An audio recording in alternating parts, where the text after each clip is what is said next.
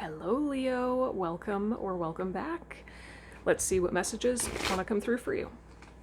If this resonates or you find it helpful, then it's for you. If not, no worries. Just leave it for someone else or return to it at a later time. Also, be sure to check out the description box where I'll leave some journal prompts for you based on this reading. All right, I was guided to not use any oracle cards and to just jump right into tarot, so that's what we're gonna do. All right, show me Leo, please. Show me the collective of Leo right now, please.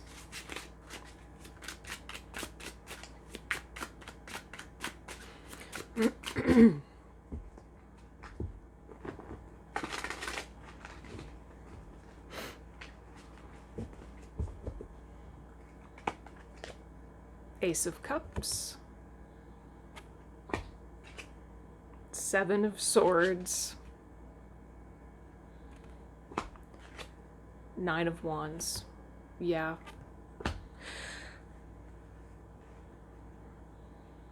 It does feel like there's some kind of hurt that you're currently processing. The Seven of Swords is about deception, fundamentally about deception and trickery, potentially like sneakiness or backstabbing. This could be relative to someone else or just within yourself. Some kind of self-deception, potentially, or deception in a relationship, but that's certainly very, very painful. And the Nine of Wands is about just feeling tired. The wounded warrior energy, right? Like you just, the struggle never ends. Like that's the kind of energy coming through the Nine of Wands. The struggle just never ends. And when I look at these two together, I just hear like, when will the mind games be over? When will the mind games be over? There's sadness here. There's grief here.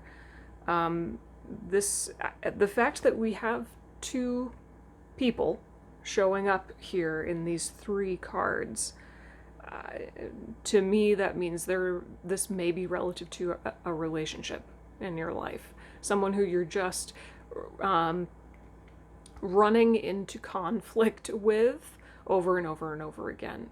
And you're kind of getting to that point where you don't know if it's worth it anymore. But the Ace of Cups is defining your energy. It is the first card that came through. And that means underlying all of this conflict, whether it's with another person or just within yourself.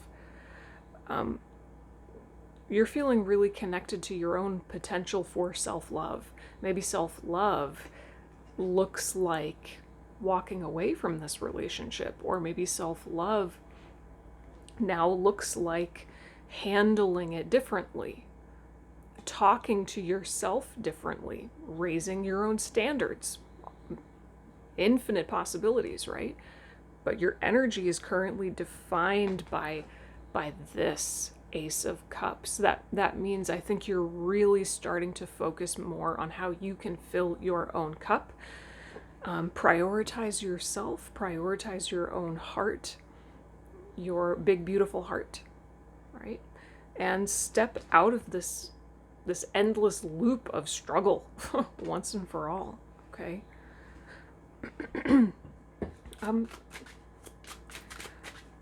I want to clarify the Seven of Swords. Let's get a little bit more specific about the Seven of Swords here. Clarify the Seven of Swords, please.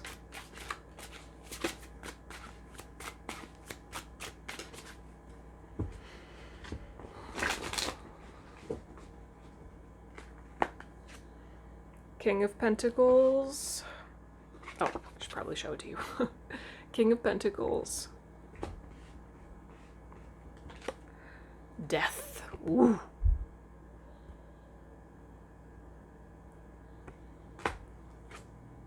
Eight of Swords. Yeah. This is limiting beliefs, victimhood, feeling trapped by your own mind. It's like being in a situation that, or a relationship that you've 444 on the timer, feeling like you're trapped, you're stuck in a cage, but you're really not. You're really not. It's just the stories that you're telling yourself that make you stay in that paradigm, whatever it is.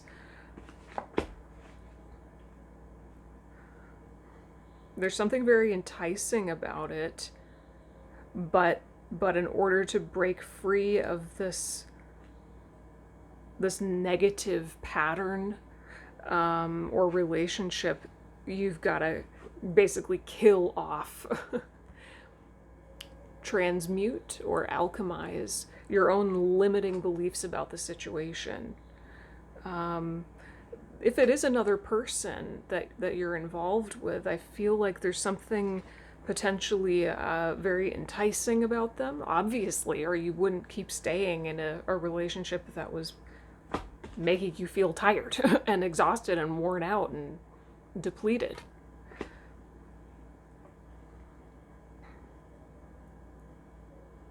But underneath of this almost facade, I want to say, of the King of Pentacles, when you get down to the bare bones of the situation, your attachment to it is rooted in a sense of powerlessness. This is very interesting. Well, whether it relates to another person or not, I mean, you know me. My entire agenda here is to inspire introspection. So I would just invite you to look at the limiting beliefs within yourself that keep you attached to any kind of relationship that drains you. Okay. What's the primary challenge that Leo's facing right now?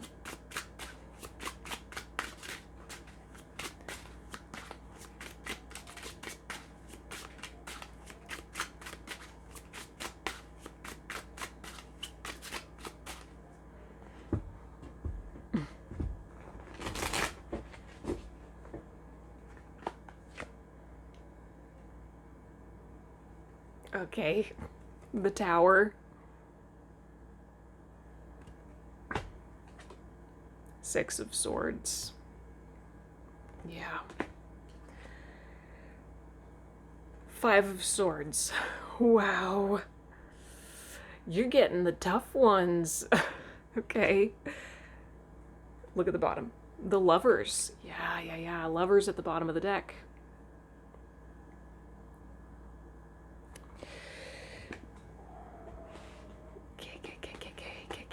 Let me just adjust here.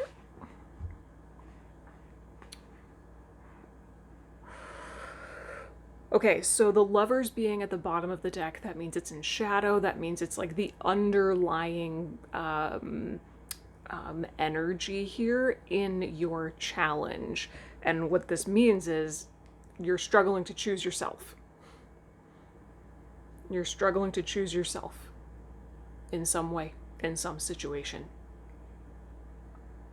That's what the Lovers really boils down to. You know, on one level, yes, it can always indicate a relationship outside of you, but fundamentally, the Lovers is about the power of choice. You choosing yourself, you loving yourself, you capitalizing on this potential to fill your own cup. Maybe for the first time ever, or at least to a degree you never have before, to a depth you never have before, right? You're struggling to choose yourself. The challenge is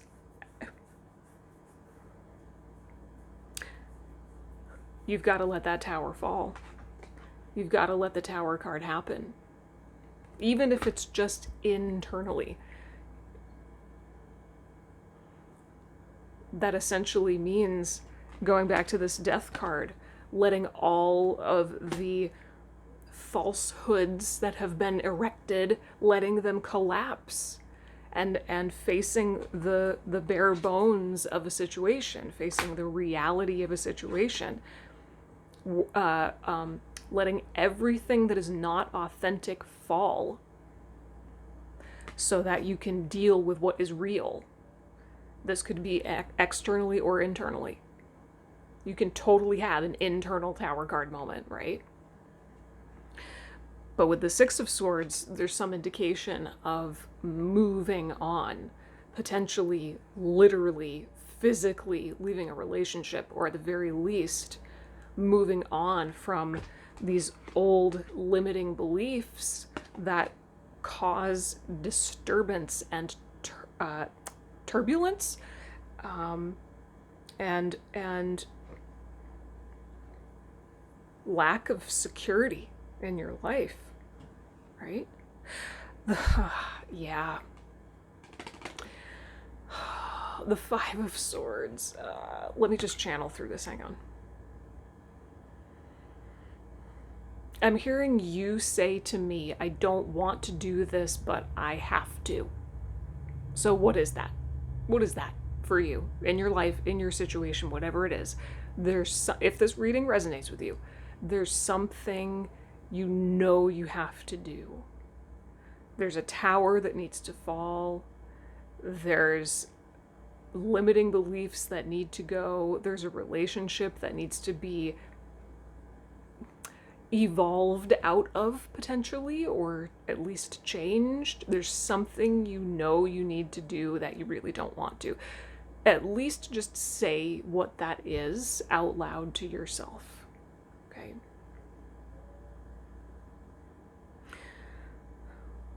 Ultimately, what you do want to do, I promise you, is choose yourself. Choosing yourself may cause some immediate disturbance. It may cause a short-term Tower card moment, but in the long run, choosing yourself is absolutely what you want, and it is so worth any short-term discomfort. So, what's the advice here?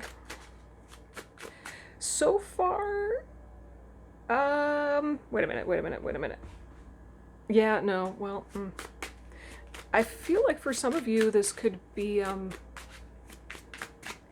if you are, I don't know, I don't want to say that. Okay.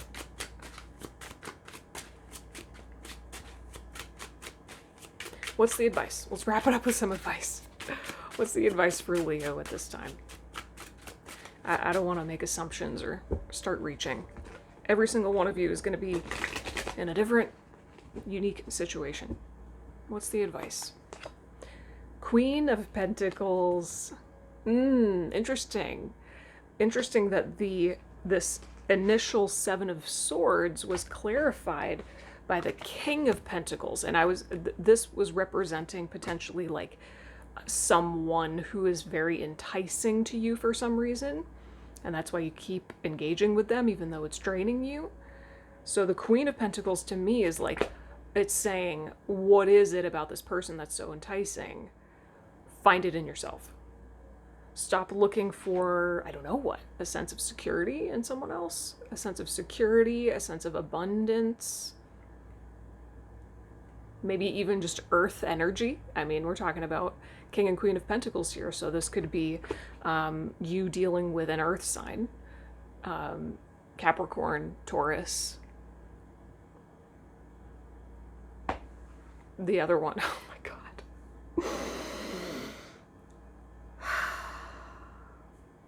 You know what I'm trying to say. 333 on the timer.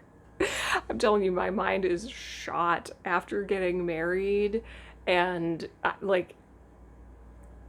I have, yeah, okay, anyway, so you could be dealing with an earth sign. Find it within yourself.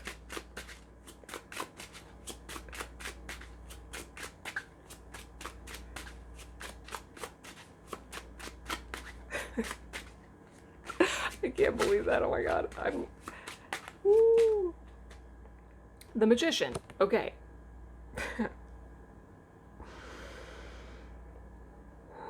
Virgo, thank you. I was not going to be able to let that go. Wow. Okay. The Magician. Yeah. Okay, so the Magician is saying that you have everything you need right here, right now. You have all the tools at your disposal. You have the connection to spirit. You are not lacking anything. So if your draw to this other person, if it is another person, is because you feel like they fulfill something in you that's lacking, Spirit is saying, just no, no, that's not true. You're not lacking anything. You have the power to create whatever you want. But recognize that what you truly want is on the other side of choosing yourself, which potentially means not choosing this relationship anymore, or not engaging with it in the same way. Queen of Wands. So this is you, your energy anyway. Queen of Wands. So you've got two queens now. We've got two queens in your advice, which means tap into your divine feminine. Tap into your divine feminine. Maybe allow yourself to get angry. Some of you may struggle with that. You know, you're so wrapped up in this exhaustion, depletion, frustration, or even grief around this.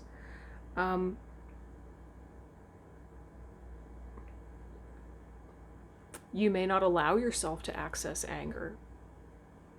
Consider that. It may not resonate with everybody, but it's something to think about. You know, anger is boundaries. Anger is beautiful. Anger says, yeah, I don't want to be sad and depleted anymore. I'm going to do something about this. I'm going to do something about this. I'm not just going to be a victim here. Screw that, right? Anger can actually get you out of the situation. It can motivate you out of the situation. And then you can be sad, right? So that's for some of you. But I also feel like the Queen of Wands is just an invitation to connect with your own passion and your own life force energy. And when you do that, feel the contrast between this depletion and the Nine of Wands and the truth of who you are, right?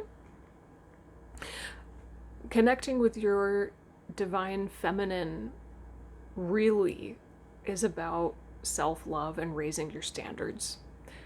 The question I'm going to leave you with is this. It's one of my favorite journal prompts of all time by Teal Swan. What would someone who loves themselves do? Whatever your situation may be, whether it's involving another person or not, I would ask you that question. What would someone who loves themselves do? Okay. All right, Leo. Thank you for letting me read for you. I hope that this was helpful or at least thought-provoking. If you have any questions or comments, leave them down below. I would love to hear from you, and I'll see you in the next reading.